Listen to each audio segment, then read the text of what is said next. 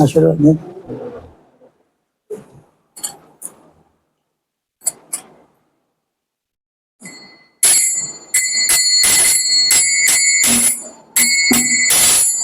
जय राधा माधव कुंज बिहारी।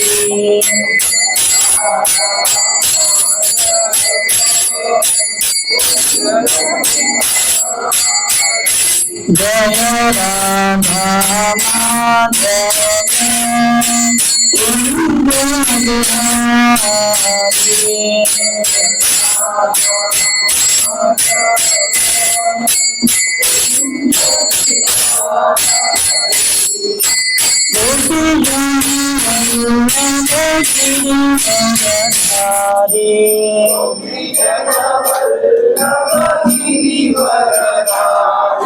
गोपी जन Vallabh Girivardhari.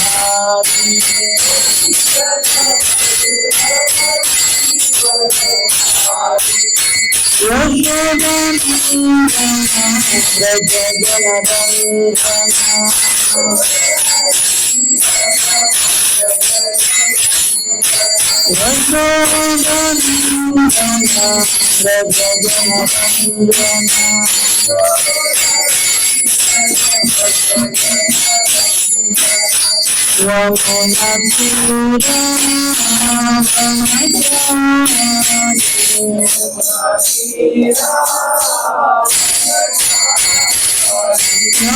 Vraj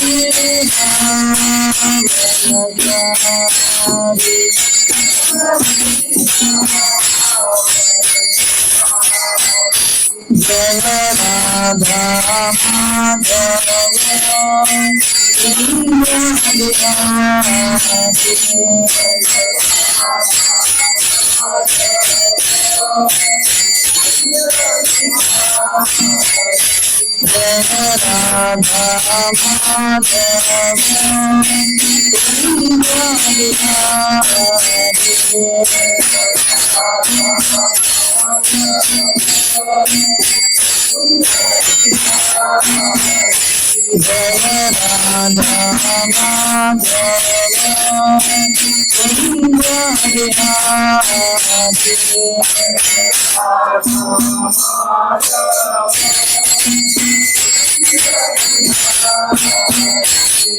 Hare Krishna, Hare Krishna, Krishna Krishna, Hare Hare, Hare Rama, Hare Rama, Rama Rama, Hare Hare.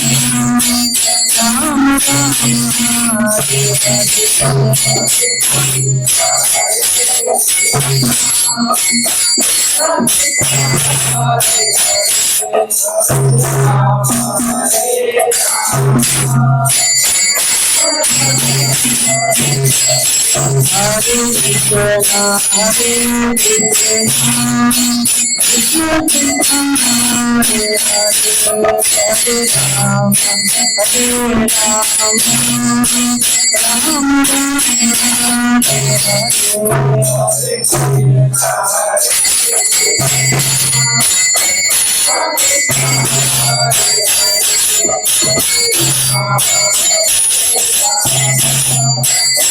Hare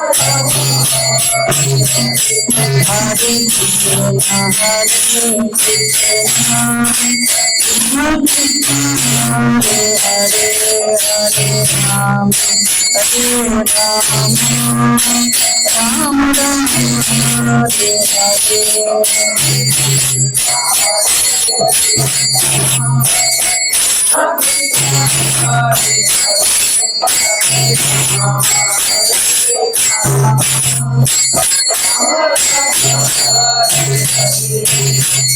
Shri हरिनाम संकीर्तन की जय। श्री श्री जगन्नाथ बलभद्र सुभद्रा महारानी सुदर्शन की ग्रंथराज श्रीमद् भागवतम की जय। श्रील प्रभुपाद की जय। अनंत कोटि वैष्णव वृंद की जय। ओम नमो भगवते वासुदेवाय।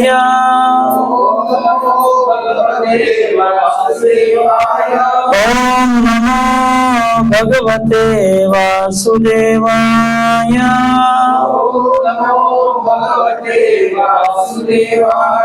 ओम नमो भगवते वासुदेवाय।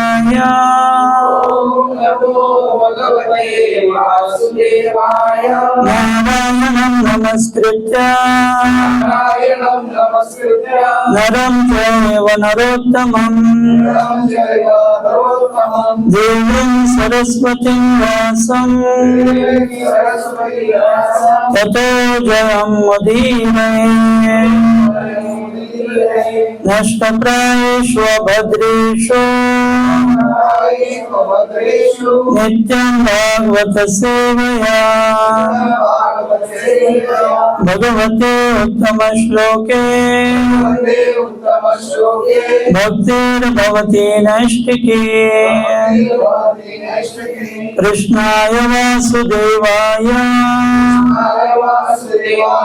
देवकी नंदनाय च नंदगोपकुमाराय गोविंदाय नमो नमः।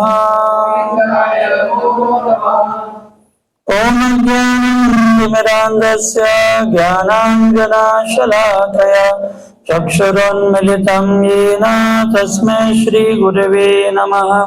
श्रीचैतन्यमनोभीष्टं स्थापितं येन भूतले स्वयं रूप कदा मह्यं ददाति स्वपदान्तिकं। वन्देऽहं श्रीगुरो श्रीयुतपदकमलं श्रीगुरुं वैष्णवांश। श्रीरूपं साग्रजातं सहगणा रघुनाथान्वितं तं सजीवं साद्वैतं सावधूतं परिजनसहितं कृष्णचैतन्यदेवं श्रीराधा कृष्ण पादान् सहगणा ललिता श्रीविशाखान्वितांश। नमो विष्णुपदाय कृष्णपृष्ठाय भूतले श्रीमते भक्तिवेदान्त स्वामिनिति नामिने। नमस्ते सारस्वते देवे गौरवाणी प्रचारिणे निर्विशेष शून्यवादी पाश्चात्य देशतारिणे।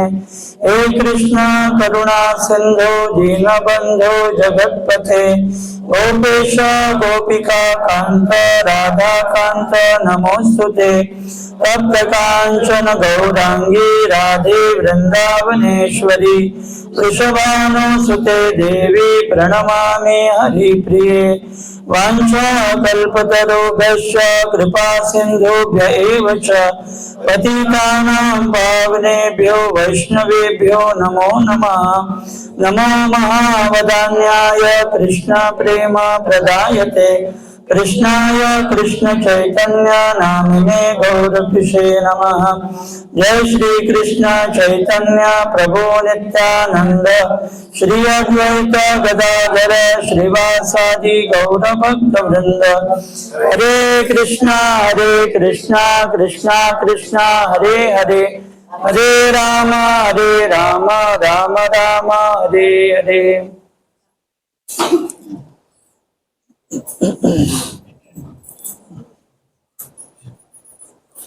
मुखं करोति वाचालं पङ्गुं लङ्घयते गिरिं यत्कृपातमहं वन्दे श्रीगुरुं दीनतारिणं परमानन्दमाधवं श्रीचैतन्येश्वरं कृपादवल्लभयुगं विनदायकं भजन्ते प्रणामसमये सगणाधिराज विघ्नान् विहन्तमलमस्य जगत्त्रयस्य गोविन्दमादिपुरुषं तमहं भजामि। पूर्वे गौरचन्द्राय राधिकाय तदालये कृष्णाय कृष्णभक्ताय तदभक्ताय नमो नमः।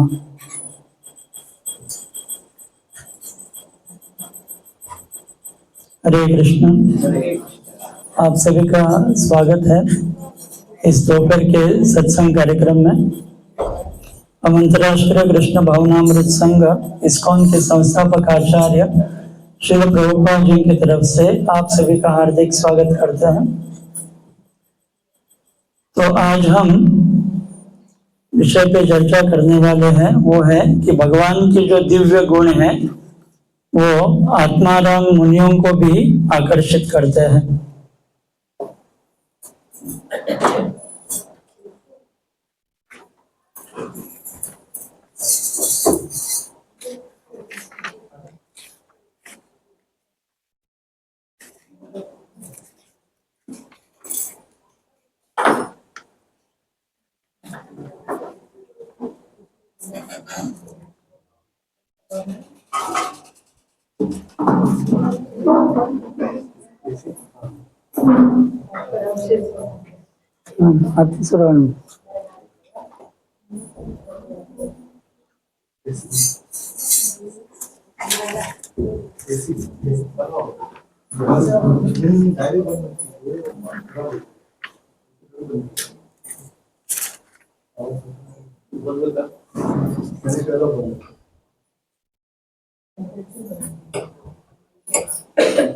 तो आज हम भगवान के जो दिव्य गुण जो आत्माराम मुनियों को भी आकर्षित करते हैं इसके विषय पर चर्चा करेंगे।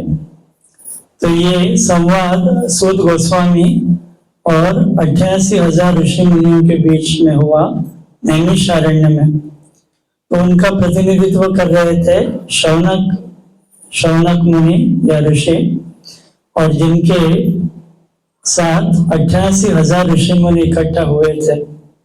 तो बहुत बड़ा यज्ञ कर रहे थे जो बहुत वर्षों तक उन्हें करना था, और नैमिषारण्य स्थान उन्होंने चुना जो ब्रह्मा जी के मन से एक चक्र उत्पन्न हुआ और इस स्थान पे स्थिर हुआ।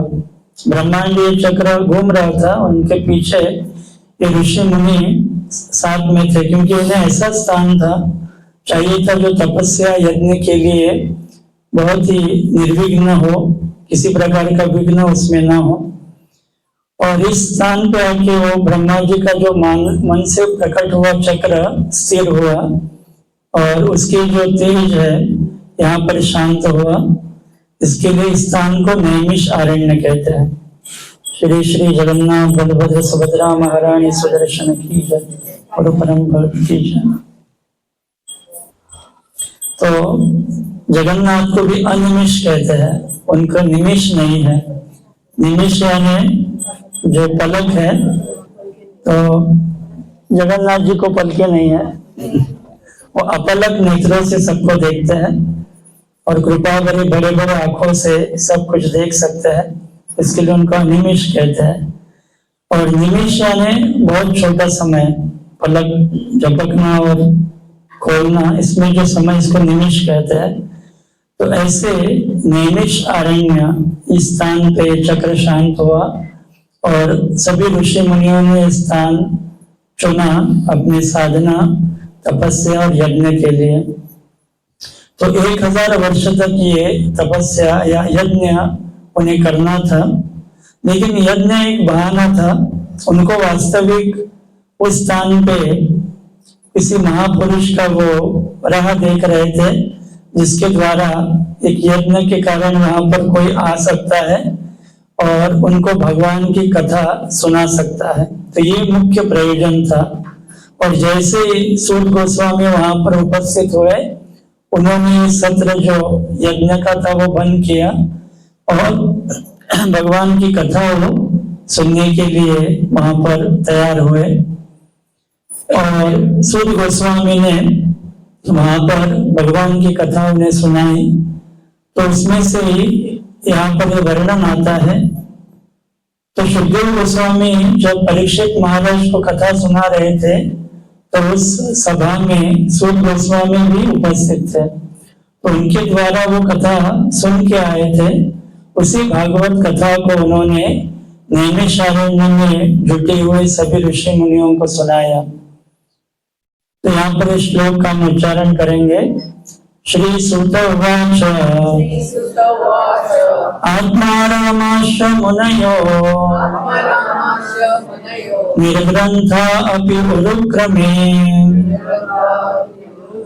कुर्वन्तः हेतु किं भक्ति इत्थं भूतगुणो हरि। श्री सूत उवाच आत्मारामाश्च मुनयो निर्ग्रन्थापि उरुक्रमे कुर्वन्तः हेतु किं भक्तिम् इत्थं भूतगुणो हरि। श्री सूत उवाच आत्मारामाश्च मुनयो निर्ग्रन्थापि उरुक्रमे कुर्वन्तः हेतु किं भक्ति इत्थं भूतगुणो हरि। तो मैं थोड़ा सा तात्पर्य पढ़ूंगा, तो शब्दशः अर्थ जानेंगे जो मराठी में है।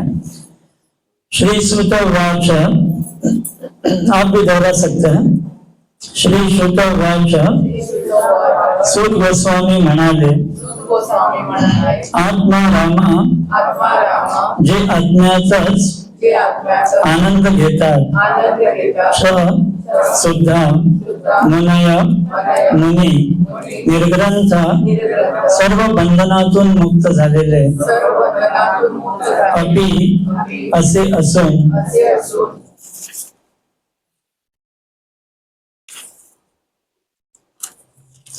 सुद्धा उरुक्रमे परम साहसी कृत्य करणाऱ्याचे कुर्वंती करतात अहेतुकी भक्तिं प्रेममय सेवा इत्यं भूत अशा आश्चर्यकारक गुण हरी भगवान हरी विशेष करून जे आत्मसाक्षात्काराच्या मार्गावर स्थिर झालेले आहेत असे स्वतःच्या आत्म्यातच रमण करणारे सर्व प्रकारे आत्माराम सर्व तऱ्हेच्या भौतिक बंधनातून मुक्त असले तरी परम साहसी कृत्य करणाऱ्या भगवंतांची निष्काम भक्ती करण्याची अभिलाषा करतात, कारण भगवंत दिव्य गुण संपन्न असल्या कारणाने मुक्त आत्म्यासहित सर्वांनाच आकर्षित करणारे आहेत।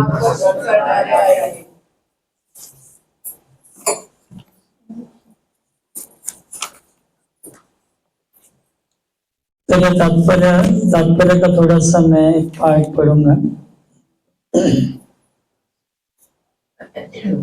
तात्पर्य श्रील प्रभुपादांच्या वतीनं श्रील प्रभुपाद की जय।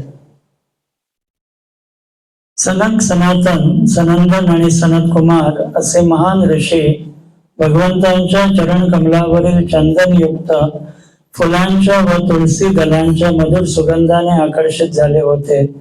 त्याचप्रमाणे सुखदेव गोस्वामी भगवंतांच्या दिव्य लीलांकडे आकर्षित झालेले होते। सुखदेव गोस्वामी अगोदरच मुक्त अवस्थेत होते, तरी ते भगवंतांच्या लीलांकडे आकर्षित झाले। त्यावरून हे सिद्ध होते की भगवंतांच्या लीलांचे स्वरूप भौतिक स्वरूपाच्या आकर्षणाहून पूर्णतः वेगळे आहे। त्याचप्रमाणे गोप तरुणी भगवंतांच्या शरीर सौंदर्याने आकर्षित झाल्या होत्या. रुक्मिणी त्यांच्या यशाचे श्रवण करून त्यांच्याकडे आकर्षित झाले होते. भगवान श्रीकृष्ण सौभाग्य देवी लक्ष्मीचे देखील मन आकर्षित करतात. काही विशेष बाबतीत सर्व तरुणींचे मने ते आकर्षण घेतात. वयस्क स्त्रियांचे मने ते वात्सल्य प्रेमाने आकर्षित करतात. पुरुषांची मने ते दास्य आणि सख्य भावाने आकर्षित करतात.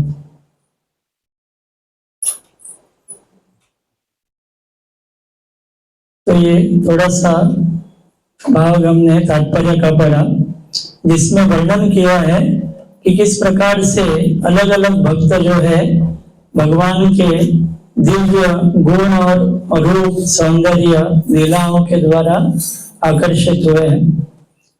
भगवान का नाम है श्री कृष्ण. कृष्ण का अर्थ जो सर्व आकर्षक है, जो अपने लीला गुण रूप के द्वारा नाम के द्वारा सबको अपने तरफ आकर्षित करते हैं, इसके लिए उनको कृष्ण कहा गया है. और कृष्ण का अर्थ ये भी है न यानी आनंद और कृष्ण यानी आधार भूमि, जो आनंद के आधार है, इसके लिए उनको कृष्ण कहा गया है. यानी सब आनंद जो है भगवान के ऊपर आधारित है. भगवान मूल उनका आधार है और सब हम आनंद चाहते हैं. हम सब जीव जो है आनंद की अपेक्षा में प्रयास हमारा होता है. जो आनंद जो है मुख्य आनंद भगवान ही दे सकते हैं, इसके लिए उनको कृष्ण कहा जाता है. और हम देखते हैं अनेक भक्त कैसे भगवान की तरफ आकर्षित होते हैं. प्रभुपाद जी तात्पर्य में 5 उदाहरण देते हैं. तो पहले हम शब्दशः इस अर्थ को जानेंगे श्लोक का. तो आत्मा रामश्च मुनियो निर्ग्रंथ अपि उरुक्रमे कुर्वन्ति अहेतुकी भक्ति इत्यं भूत गुणो हरे. तो पहला शब्द आता है आत्माराम. आत्माराम में शब्द का अर्थ क्या है?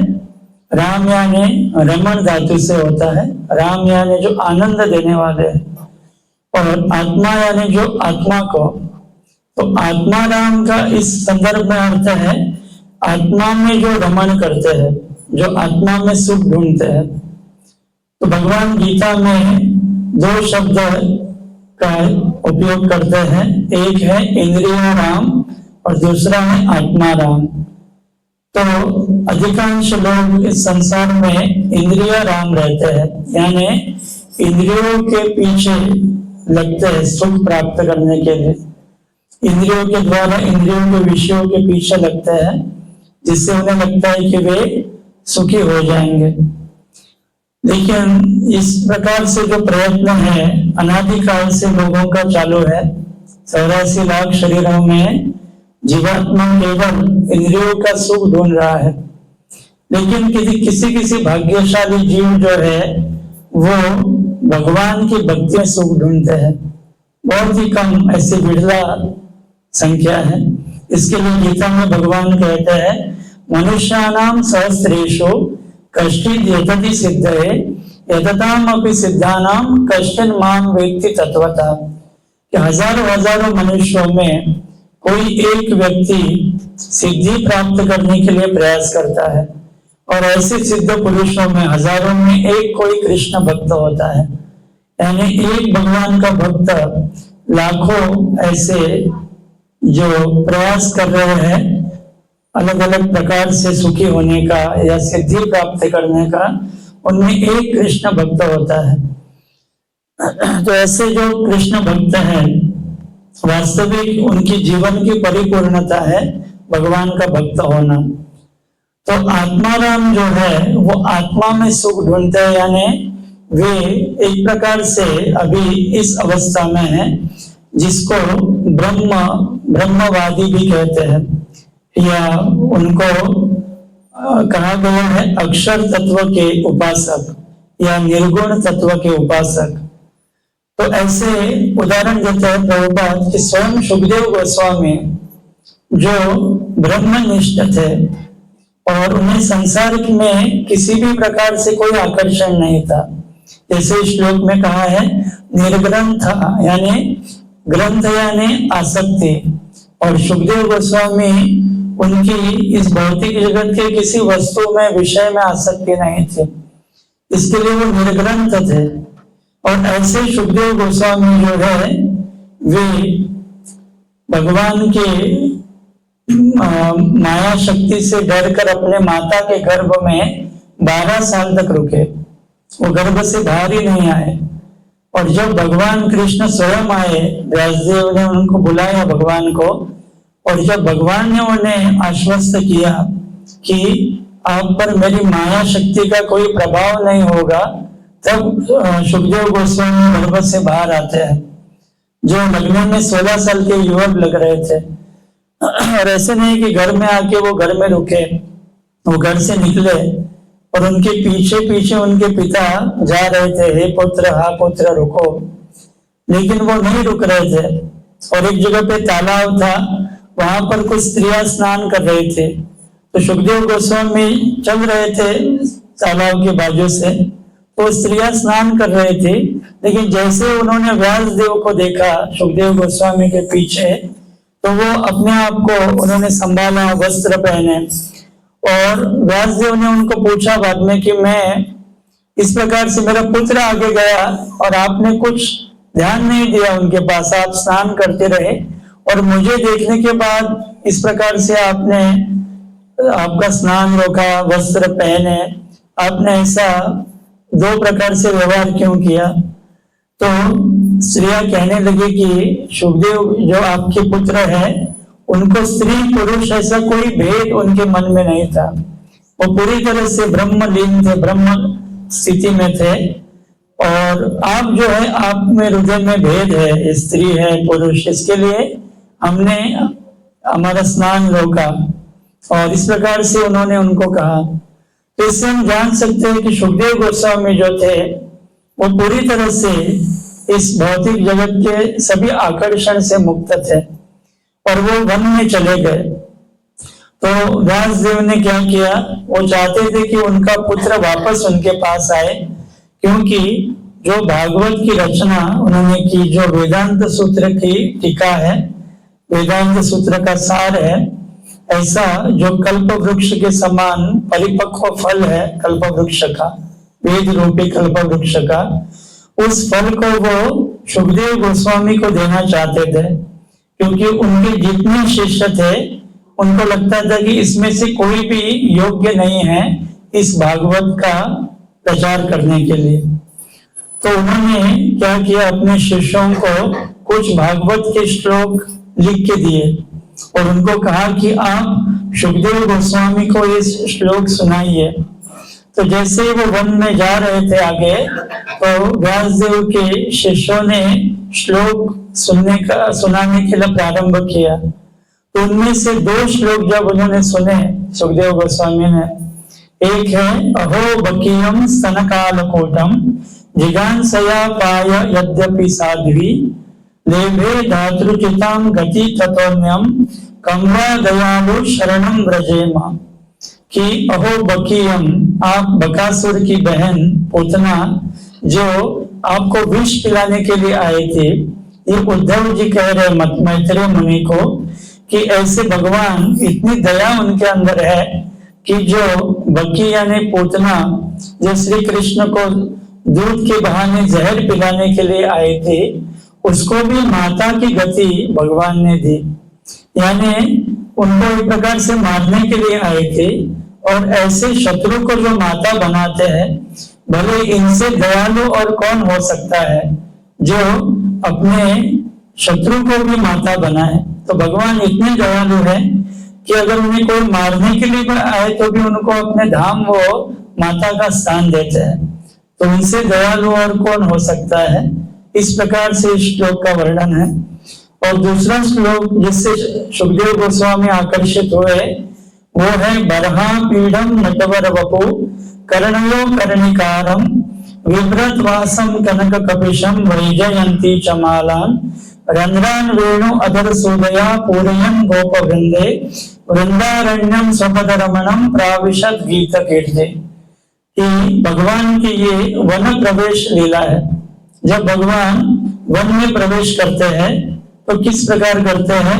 बरहा पीड़म नटवर वपो। बरहा यानी मयूर पंख, मयूर पंख भगवान ने धारण किया है और पगड़ी मुकुट धारण किया है जिसमें मयूर पंख है। नटवर वपो यानी बहुत सुंदर वेशभूषा पहने हैं, धोती पहना है, उत्तरी पहने हैं और कर्णयो कर्णिकारम, कान के ऊपर कर्णी का फूल धारण किया है और विभ्रत वासम कनक कपिशम, सोने के समान चमकता है, चमकने वाला पीतांबर धारण किया है और रंध्रान वेणु अधर सोदया, अपने अधर सुधा को, अधर अमृत को वेणु के अंदर वो बांसुरी या वेणु बजाते समय डाल रहे हैं और नृत्य करते हुए वन में अपने सखाओं के साथ प्रवेश कर रहे हैं। तो ये वन में प्रवेश करने की लीला का वर्णन, जिसमें भगवान के सौंदर्य का वर्णन है, कैसे भगवान अत्यंत सुंदर व्यक्ति है और सुंदर वेशभूषा धारण करते हैं और गाते हैं, नाचते हैं आनंद में। तो उनके सखा भी उनके साथ गा रहे हैं, नाच रहे हैं और भगवान की कीर्ति गा रहे हैं अलग अलग वाद्य बजाते हुए। तो ये जब दो गुणों को सुखदेव गोस्वामी ने सुना, भगवान की अतिशय दया और भगवान का अतिशय सौंदर्य, तो ये दया और सौंदर्य के गुणों से सुखदेव गोस्वामी आकर्षित हुए और उन्होंने पूछा उन शिष्यों से कि ये रचना श्लोकों की किसने की है? तो उन्होंने कहा कि हमारे जो गुरु महाराज है और आपके पिताजी श्री व्यासदेव, उन्होंने इन श्लोकों की रचना की है। तो सुखदेव गोस्वामी ने कहा कि मुझे ये पूरे श्लोक पढ़ने हैं। तो उन्होंने कहा ठीक है, आपको हम ये सब देंगे, आपको हमारे साथ आना पड़ेगा आपके घर। तो इस प्रकार से सुखदेव गोस्वामी फिर से घर लौटे और उन्होंने श्री व्यासदेव अपने पिता से पूरे भागवत का श्रवण किया और बाद में भगवान के भक्त बने और भगवान की भक्ति का उन्होंने प्रचार किया। तो श्रवण और कीर्तन के द्वारा वे भगवान के भक्त बने। इनमें दो ही गुणों को उन्होंने सुना, एक भगवान की अतिशय दया और भगवान का अतिशय सौंदर्य।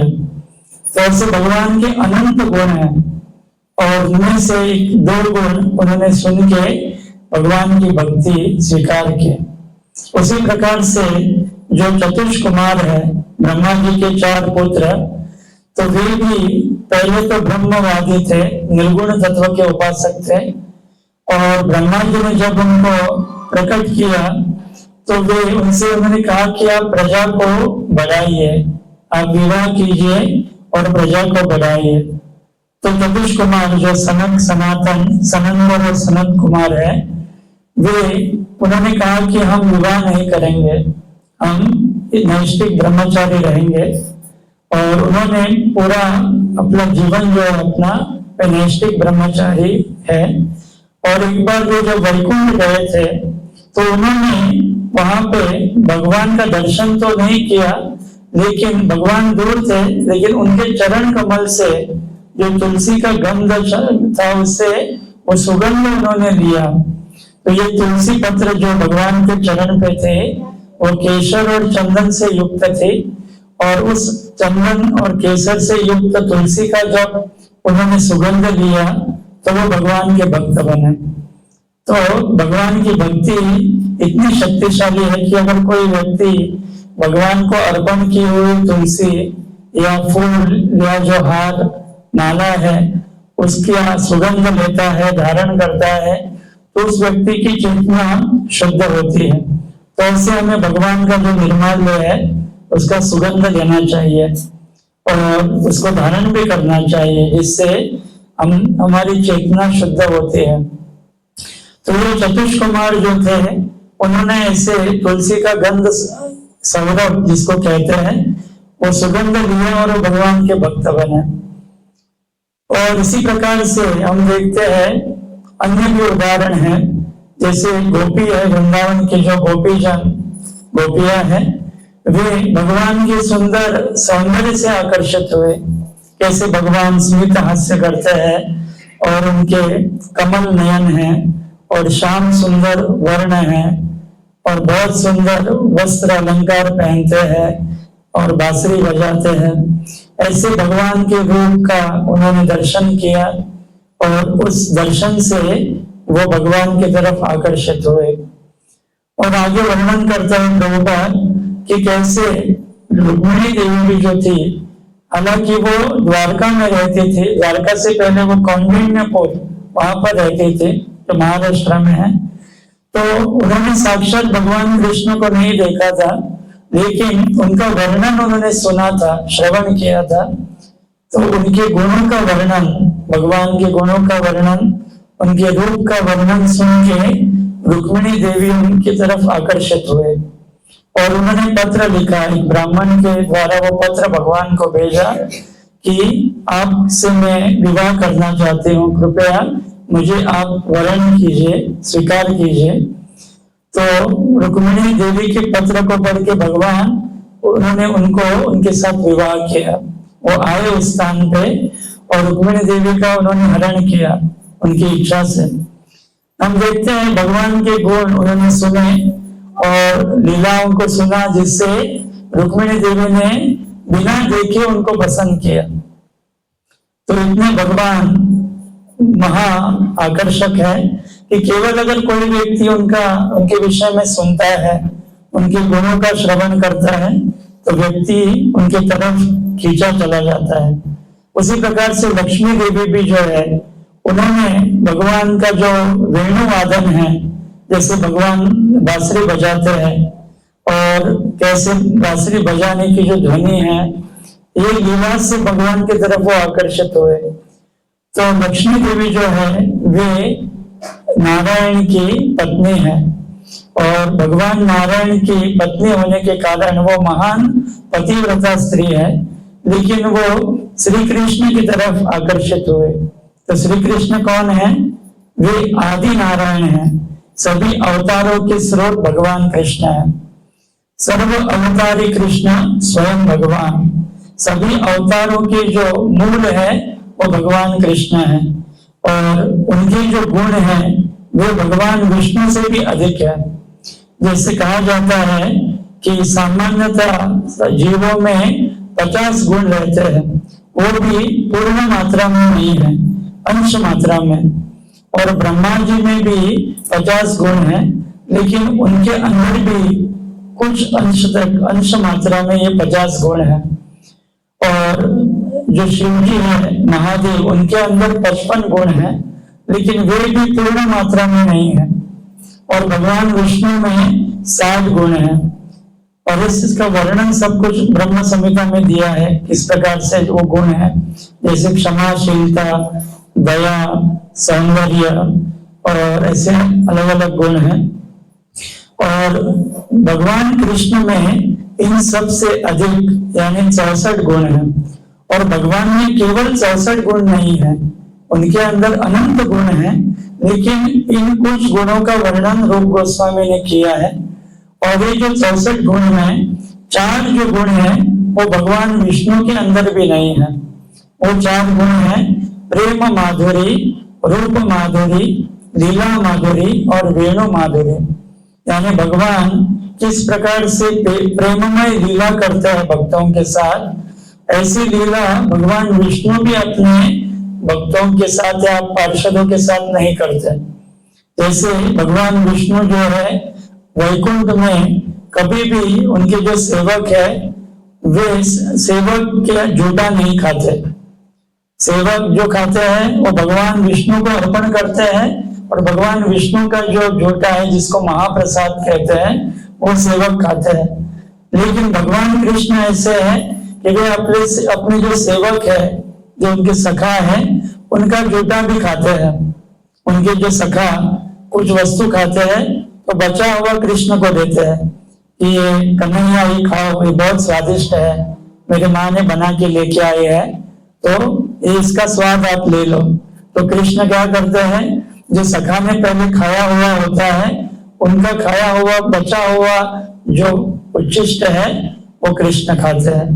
तो ये भेद है कि अतिशय प्रेम भगवान कृष्ण का अपने भक्तों में जो वृंदावन में लिखा जाता है वो वैकुंठ में भी नहीं है। तो इसको प्रेम माधुरी कहते हैं, जिसमें भगवान के भक्त उनके द्वारा घिरे रहते हैं, सभी भक्त उनके आसपास रहते हैं गोलोक वृंदावन में। जो वैकुंठ में ऐसे नहीं है।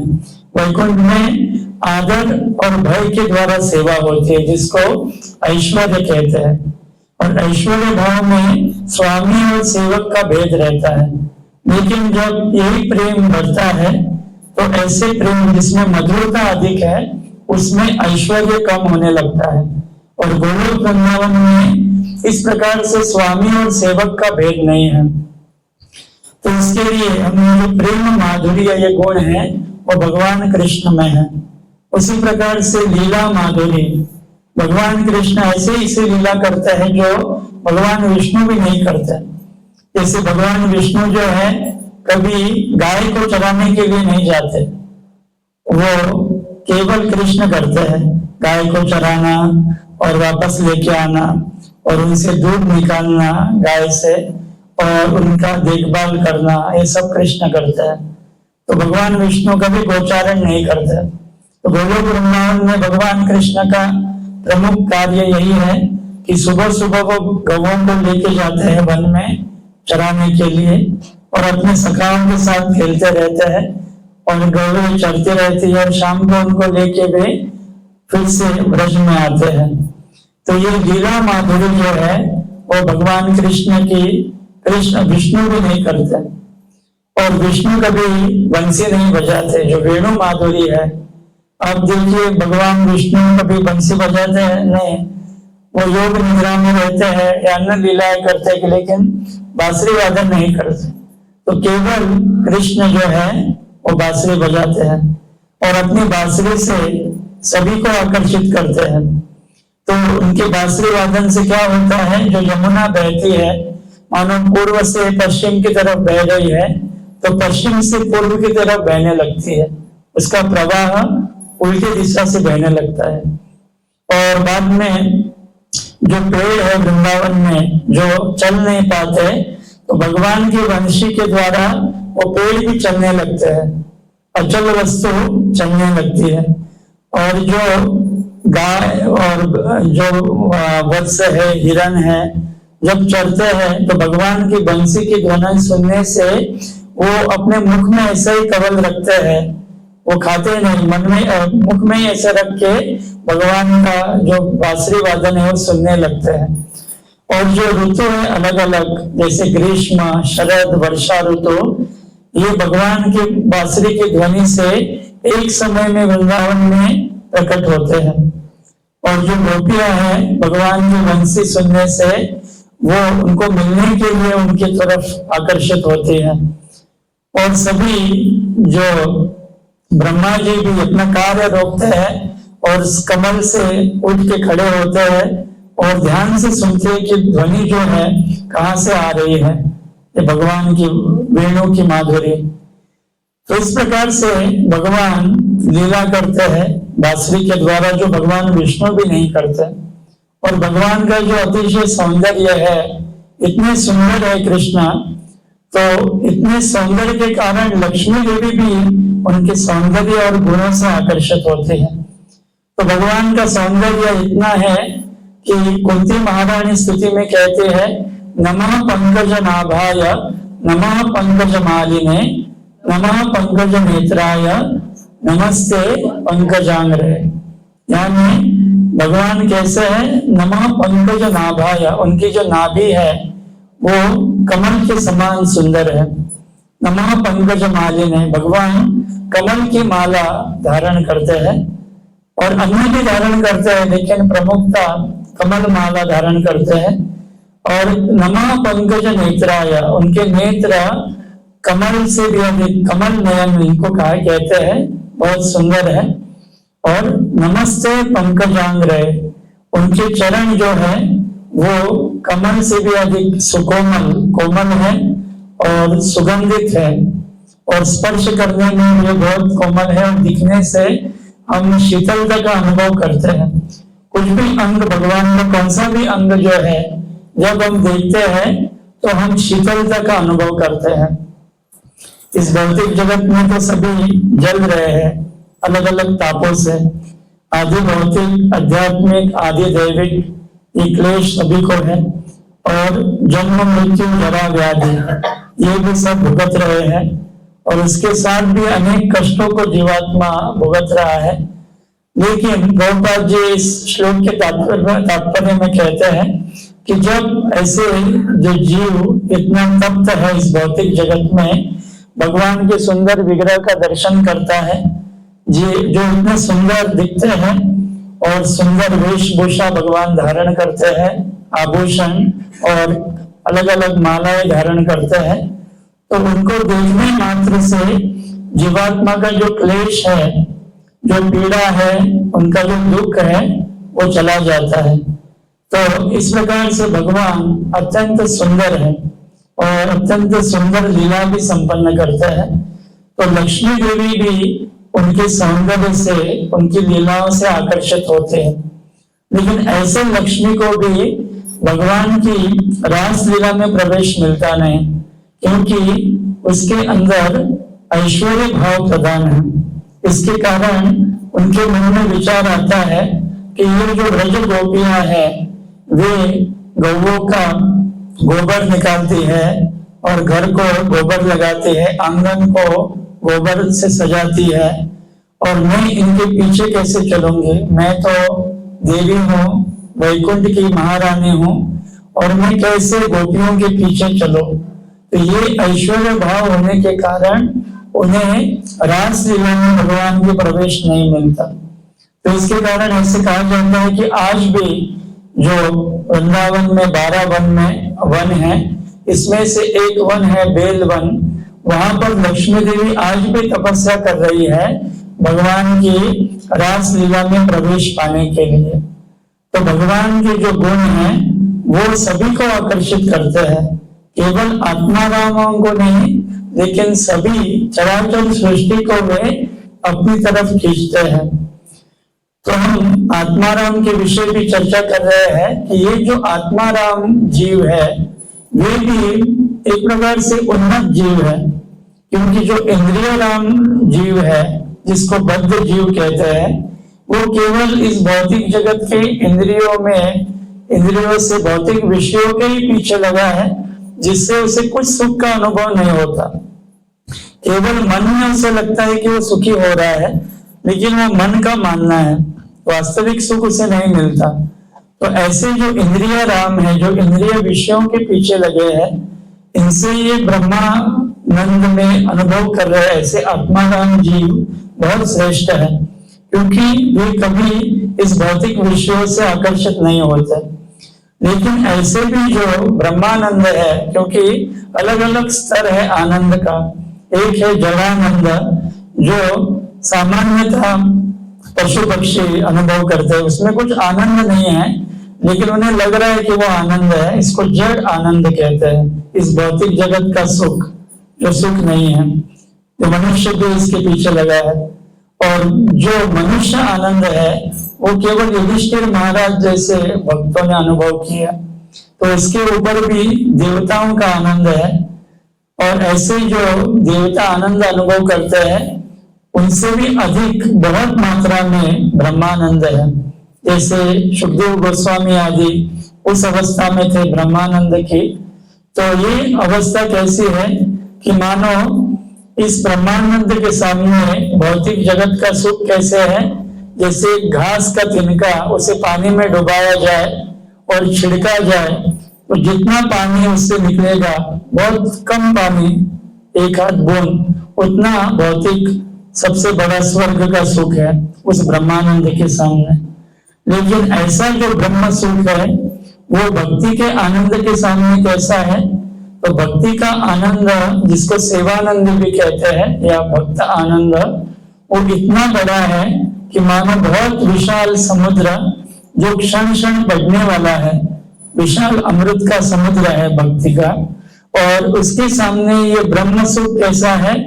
मानो एक छोटा सा गड्ढा है जिसमें थोड़ा सा पानी है, और वो भी सड़ा हुआ पानी, स्वच्छ पानी भी नहीं। तो भगवान की भक्ति के सुख के सामने ये ब्रह्म सुख इस प्रकार से तुच्छ है। इसके लिए भगवान के भक्ति के सुख को प्राप्त करने के लिए सभी जीव जो है, ये ब्रह्मवादी भी जो है वो आकर्षित होते हैं। तो ऐसे भगवान जो है दिव्य गुणों से युक्त है। कृष्णदास कविराज गोस्वामी वर्णन करते हैं, भगवान का एक नाम वो चैतन्य चरितामृत में वर्णन करते हैं, दिव्य गुण गण रत्नालय। भगवान का एक नाम है। भगवान के जो दिव्य गुण है, और गण यानी समूह, गुणों का समूह यानी स्टॉक, दिव्य गुण गण रत्नालय।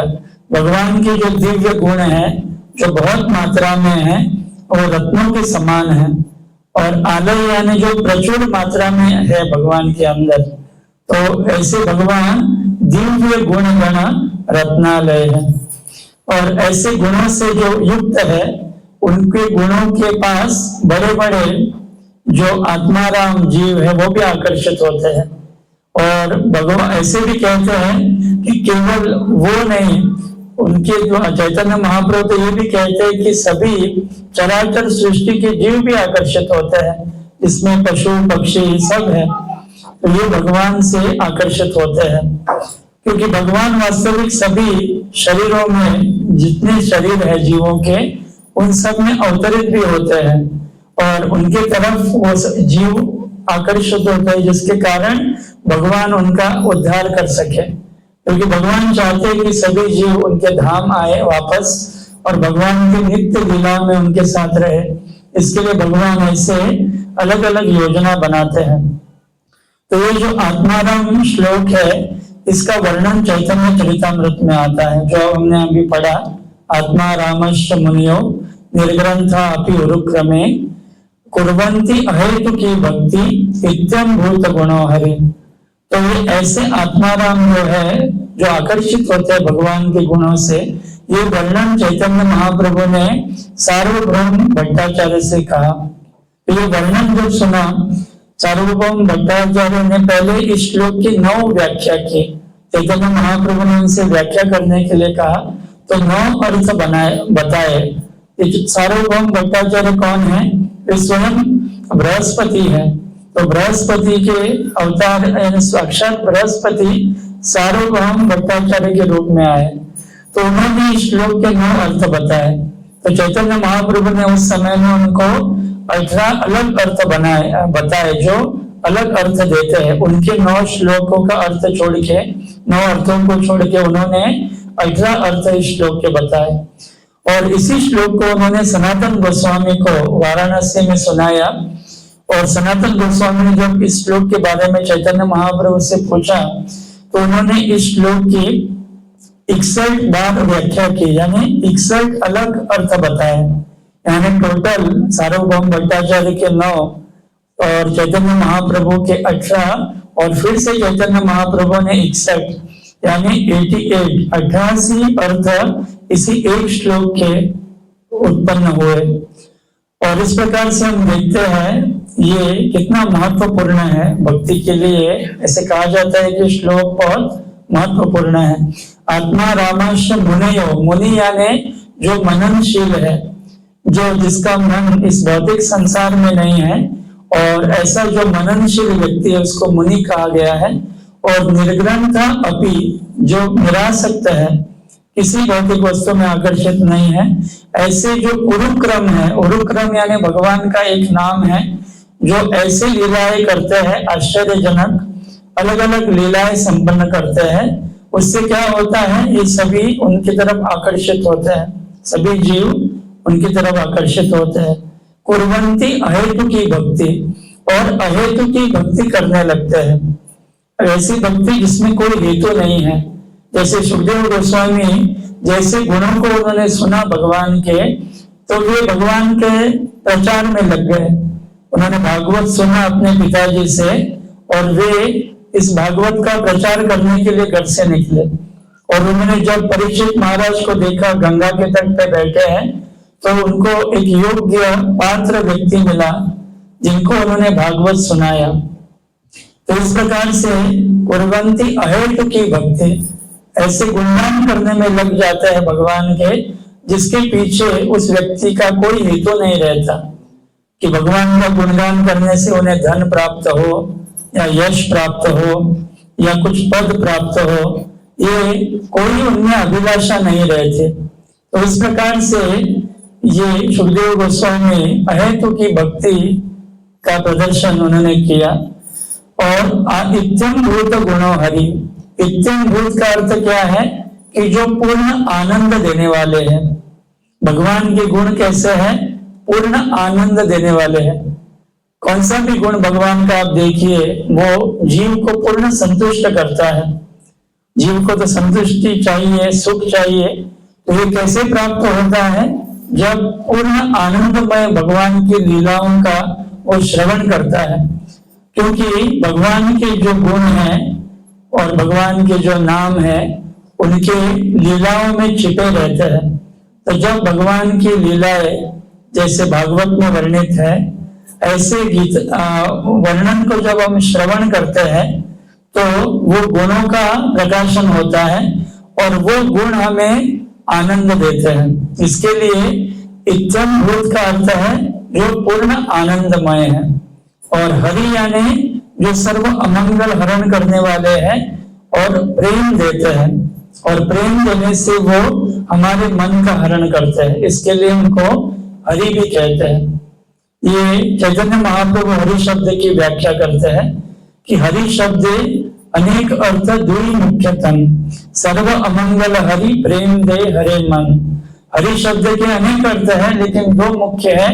एक यानी जो सर्व अमंगल हरण करता है, और प्रेम अपना भगवान देते हैं और हमारा मन हरण करते हैं। तो इस प्रकार से ये आत्माराम जो श्लोक है, वास्तविक इस पर और भी चर्चा हो सकती है, लेकिन हमने कुछ अंश तक इस पर श्रवण किया।